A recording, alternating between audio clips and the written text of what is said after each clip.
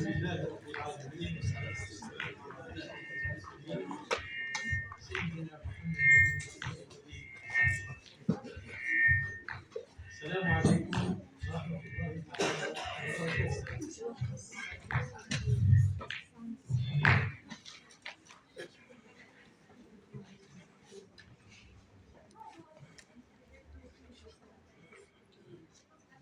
بدأ البدء.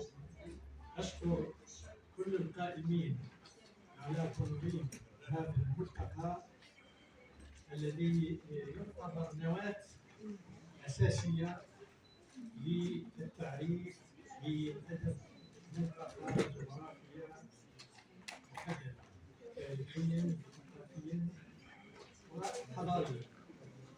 وأشكر الأستاذة الدكتورة رئيسة هذا الملتقى التي تفضلت بدعوتي وزميلي، وأشكرها أيضا على الفكرة التي تعد حقيقة لا أدري إن كانت أدب يومها يمكن أن نسميه أدب شعبي، لأنه الآداب الشعبية لها مرجعيتها بالنظر إلى وجود لغة أخرى نتداول بها.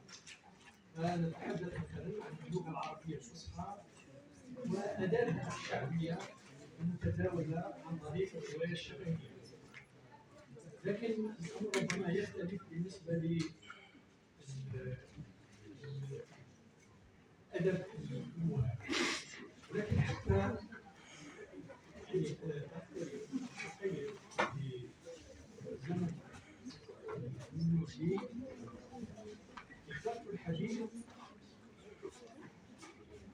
الموضوع هو في الحقيقة الخطوة الأولى التي ينبغي لكل باحث أن يعتمدها. وإذا أخطأ في هذه المحاولة الأولى فنتأكد أن كل المحاولات التي ستكون فاشلة. الملاحظة الأولى هي أن البحث في التراث الشعبي بغض النظر عن انتمائه لأي جماعة من الجماعات، إذا هناك جانب يسمى بالعاطفة. والعاطفة معنى عندما أتحدث مثلا عن الإسلام وصفة المسلمين فإن ربما ننظر إليه نظرة مثالية وأنظر إلى بقية الديانات الأخرى، ولكن واقع الأمر بأنني لا أتخلص من ذاتيتي أو أنني لا أتعامل مع المادة التي أجمعها. الجيولوجيا مثلا، فإن هناك المادة وهناك الجيولوجيا، فإن لا توجد علاقة بين المادة الجيولوجية وعلم الجيولوجيا. ولكن بالنسبة لأدب الأمهات فإذا نحن نتحدث عن جزء منها. ولذلك هل بإمكان الباحث في التراث الشعبي يمكن أن يفصل نفسه عن المادة التي يدرسها؟ فإذا هذا لا يمكن. لماذا؟ إلا في حالة واحدة، هي الالتزام بضوابط المنهج العلمي الذي إلى حد ما يمكن أن يفصل المادة عن الباحث. من الملاحظات أيضا التي يمكن أن نرفضها وهي السؤال البحث: هل منطقة الأفوكار أو منطقة التواريخ بصورة عامة كانت منطقة تاريخيا منعدمة؟ لأن كثير من الآراء أو المسلمات التي ننطلق منها إذا كانت خاطئة فالنتائج بالتأكيد خاطئة. ولهذا علينا أولا وقبل كل شيء أن نعرف من هم الطوارئ. مثلا في الدراسة الميدانية التي قام بها بعض في جامعة الجزائر فرقة بحث تتحدث عن قاموس الأساطير الجزائرية. وهذا الكتاب أو نتيجة هذا البحث هو منطلق يعني لأنه دراسة ميدانية، ولكن في الواقع الأمر ليس دراسة ميدانية. نتساءل نقول ما هي مكونات التراث الثقافي الجزائري، مش مكون من التراث الثقافي الجزائري.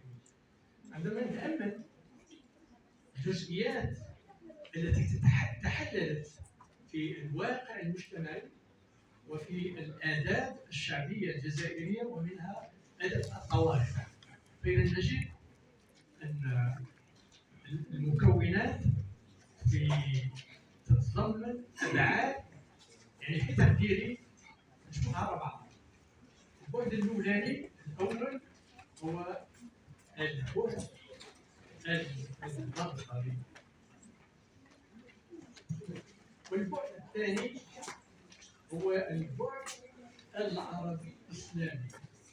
فالتفاعلات التي تحدث في المجتمع أحيانا نقول من على منطقة أنها ضربية، ولكن الاستعمال يعني اللي يفضل كثير من الباحثين استخدامه هو القول بأن جماعات ناطقة في عمومها ناطقة بالبربرية، وجماعات في عمومها ناطقة بالعربية، لأن هناك أيضا يعني تاريخيا هناك جماعات عربية تبربرت، وهناك جماعات بربرية عربية. لا يمكن أبدا إغفال هذا البربري. فإذا البعد الأول بربري أمازيغي، البعد الثاني عربي إسلامي، البعد الثالث هو بعد حول البحر الأبيض المتوسط، لأن هناك كلام العلاقات. وينبغي أن تكون عندما ندرس أدب لإمهات نغفل هذه المسائل. البعد الرابع هو البعد الإفريقي، أو ما يسميه البعد الزنجي. هذا الواقع التاريخي في واقع الأمر، عندما ننقل التراث ننقل إلى حاجته اليوم، يعني يوم 28 أبريل، لكن خلفياته التي تحددت فيه فإذا هي ما ينبغي، لأننا نريد من خلال الأدب أن نصل إلى الفكر أو فلسفة التوارث. يعني في الحياة لا يمكن أبدا القول بأنه لا يوجد أدب للتوارث، لا يمكن القول أبدا بأنه لا توجد أنواع أو أصناف أو أشكال أو أنماط للأدب التاريخي. ومن يقول بهذا الكلام هو من لا يعرف الواقع. فإذا هذه الأبعاد اللي تحللت في الواقع المجتمعي الجزائري، وهذا الواقع فإذا هذه الأبعاد المختلفة فإذا بنسب مختلفة. فإذا لا يمكن القول بأن يعني البعد الإفريقي تحلل 100% في ونغفل الأبعاد الأخرى. طيب نعود إلى موضوعي اللي هو البحث الميداني. البحث الميداني في الجزائر يعني حسب علمي أول من قام بالبحث الميداني حسب معرفتي يعني من الجزائريين بعد الاستقلال هي الدكتورة روزلين ليلى قريش. فإذا قامت بجمع التراث، وكان العمل هو أطروحة لدكتورة درجة ثالثة القصة الشعبية الجزائرية ذات الأصل العربي، وتلاها الأستاذ الدكتور عبد الحميد بورايو اللي هي أيضا أطروحة دكتورة ماجستير القصص الشعبي في منطقة السكر. ونظن بأني أنا أيضا قمت بعمل ميداني في إعداد مذكرة ماجستير حول البيئة الاجتماعية في الحكاية الشعبية، دراسة ميدانية في مدينة المسيلة. لكن حتى نعرف يعني بالبحث الميداني، إذا لا يمكن القول بأن الأدوات التي استعملتها روزلين ليلى قريش أو التي استعملها الأستاذ عبد الحميد بورايو أو التي استعملتها أنا فإذا واحدة، ليست واحدة. لأن ربما التكوين، لأن تكويني أنا ما هوش تكوين في الأدب، يعني تكويني الأساسي في علم الاجتماع، ولذلك استعملت لجمع المادة التراثية استعملت ما يسمى باستمارة الاستبيان واستمارة المقابلة، وهي من أهم الأدوات لجمع التراث، خاصة وأننا نتعامل اليوم مع أذكر يعني من النوادر أنني طلبت من أستاذ في علم النفس أن يساعدني في جمع المادة. قلت له شوف لي كبار السن، قال لي كبار السن أنا وأنت ما بقاوش يعني اللي يجمعونهم. فإذا إذا لم تحتفظ أنت وأنا فإذا انتهى الأمر. فإذا استمارة المقابلة أو الاستبيان ضرورية. هذا الكتاب أو هذه القصص يعني يقوم على فرضيات.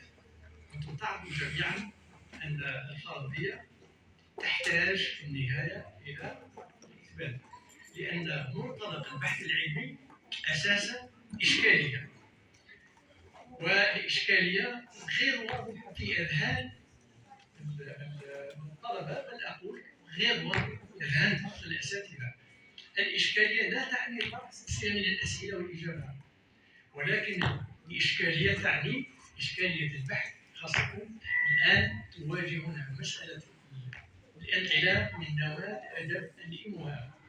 فإذا الإشكالية تثار بطريقة علمية وفق منهج علمي، ثم بعد نقوم ببناء ما يسمى بناء الفرضيات. الفرضيات كما نعرف جميعا هي مجموعة من الإجابات التي ممكن أن تطرح بالمقدمة، وينبغي للباحث إثباتها أو نفيها في البحث. قال هذه سليمة، هذه غير سليمة، هذه صحيحة،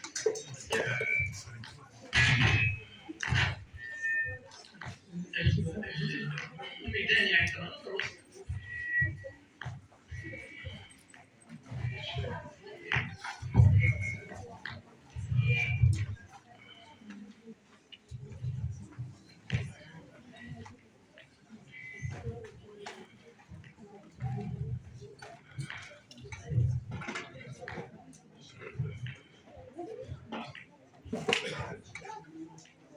ربما في حالة لأن الأدب يعني أنا أعرف يعني الأستاذ اللي هو عبد الرحمن بوزيدة، وأنا درست عليه يعني في بداية 72 عندما كنت طالب درست المادة لا أذكر هذه المادة، وأذكر الأستاذة مريم بوزيد كذلك أعرفها، وقامت بدراسات خاصة في علم الجامعات. لكن بقية الأعضاء الفقه سموه بحثا قاموس الأساطير الجزائرية. لا نتحامل على هذه الفكرة، ولكن فقط نريد أن نصحح مجال الدراسات وما ينبغي للباحث أن يتقيد به بجانب التعامل مع المادة، لأن الأدب الإمهام أو الثقافة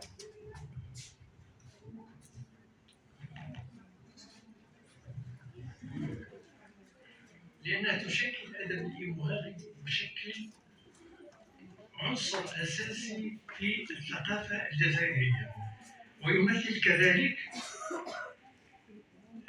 تنوع، لأن هناك من يحاول، لأن موضوع الإمهام يعني في الحقيقة ربما نقول أنه حساس نسبيا، خاصة إذا